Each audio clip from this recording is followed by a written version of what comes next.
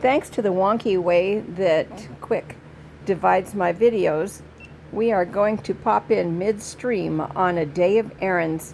Thanks for coming along while I do something interesting. I try not to hit school zones when I'm out riding because I know myself and I know that I'm not very good at obeying speed limit signs. And rightfully so. People get really picky about how fast you go when there's little kids in the area. I'm also getting hungry though, so I should head home. Bubba and Zipper have eaten this morning. I had, I think I had cream of wheat for breakfast. No, I didn't have cream of wheat for breakfast. I had a scrambled egg today. It was okay. Not my favorite thing, but I'm trying to be healthier. Yep. I'm also trying to get myself in the thought of how I'm going to eat when I travel, which is, I don't know if we've talked about it before or not, but when I'm traveling, I only like to take small meals and snacks so that I don't get that whole carbohydrate, I'm tired thing. And I generally have this bag here set up so that it has a drink and some easily stuffable in my face snacks in it. Right now, this one on the Dyna has a power bank for my phone because this bike doesn't have a direct power feed up to the handlebars yet. I don't travel with this bike too much anymore, so there's really no necessity for that. Eventually I'll get that taken care of, but not today. Oh yeah, maybe I should go by Easy Street. I haven't seen them guys for a while. I don't know. Oh, what else could I do today? I do have to make a couple of doctor's appointments. I need to get another couple of injections in my neck before I leave town. I'm starting to wake up with headaches again, and usually that means that it's time for neck injections. So I try to never ignore that because that makes for a really miserable ride.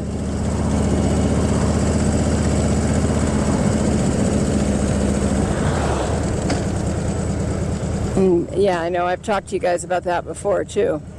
But like one of the secrets of being, in my opinion, one of the secrets to being able to comfortably travel at my age is to make sure that my medical needs are taken care of, you know? You need to make sure that you've got what you need medication-wise on hand.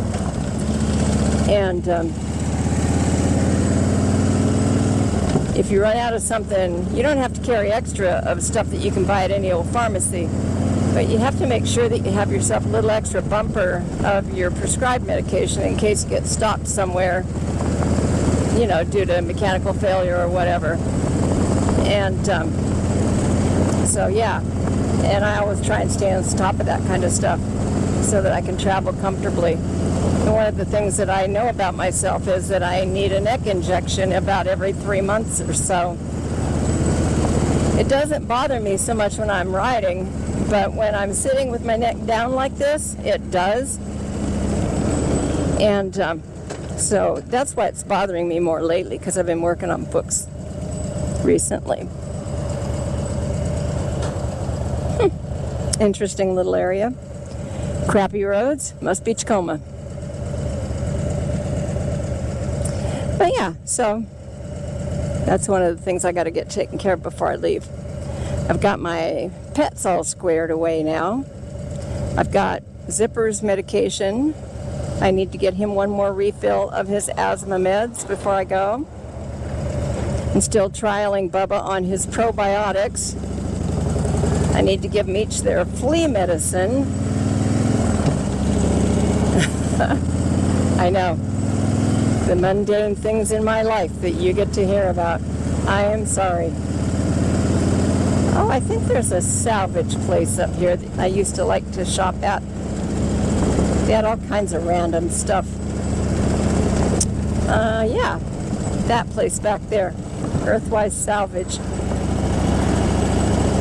They have architectural salvage as advertised. And they do have some pretty cool stuff, although they've gotten a little bit high priced lately. But you know, the prices of everything is going up these days. So I guess there's that. You just kind of have to learn to cope with it, I guess. For myself, I've been evaluating pretty carefully what I want to buy and what I don't. But then that's not a big deal for me because I've always felt that way. I've always tried to be careful about what I spend my money on so I can have it when I want to spend it.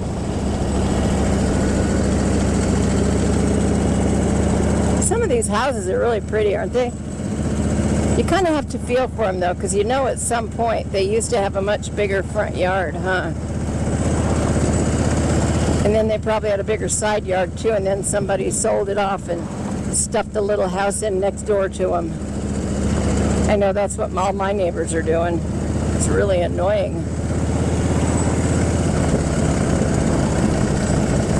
Yep, the helmet's still back there. That's exciting. I thought that person was going to take a right. They looked like they were contemplating coming out into my lane. Oh well. But anyhow, hopefully the audio is coming through on this and there's no problems. Yep. So it's not much longer now until the Bash Turkey Run. I'm looking forward to that. That's always a really good time. I think it's about 70 or 80 miles, the way I figured it, which means it's going to be about 100 because it's not my route at Sean's. He really picks nice routes for us. And then after that, the next weekend, I'll be heading out for Forgotten Angels, and I'll be taking my time getting there because I've got a couple of Harley stops I'm doing. And I have a friend in Kansas. I'm going to stop by and take some pictures of her property. Yeah, don't ask. But anyway, what else was I going to say? Yeah. Oh, but anyway, so like the big deal about the turkey run is that I've probably told you before that for the holiday season at Bash, we do a turkey giveaway, and we give away a frozen turkey and a box full of stuff to go with a Christmas or with a holiday dinner. You know, and it depends on what we have available that we put in the boxes.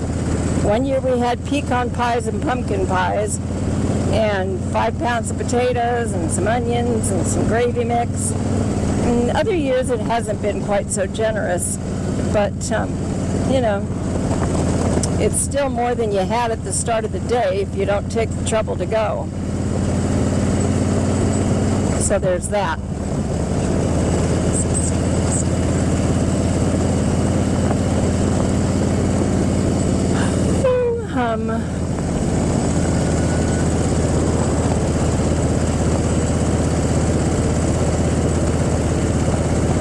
Take a right on 96th Street East. Do I need anything at the store? I don't really need anything at the store. I don't really want to just wander off and leave this helmet on the back of the bike. Although I don't think it would be all that easy to get off of the bike. I kind of don't want to just leave it there.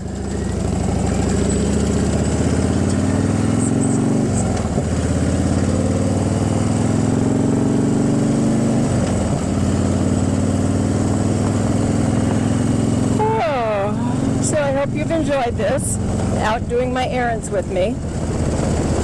I'm going to probably put the camera on the helmet tomorrow or maybe on the handlebars. And while we do that ride, it's a memorial ride thing. Interesting.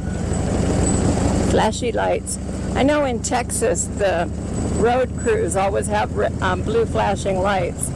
It's a little disconcerting if you're not from Texas. I mean, if they roll up behind you and you see flashing blue lights, you have to look for the sequence of the flashiness, if that makes sense. You know, because they have a certain strobe effect if they're road crew, and they have a different flashing sequence if they're police. Don't ask me how I know. Well, you know how I know. But yeah, there's that.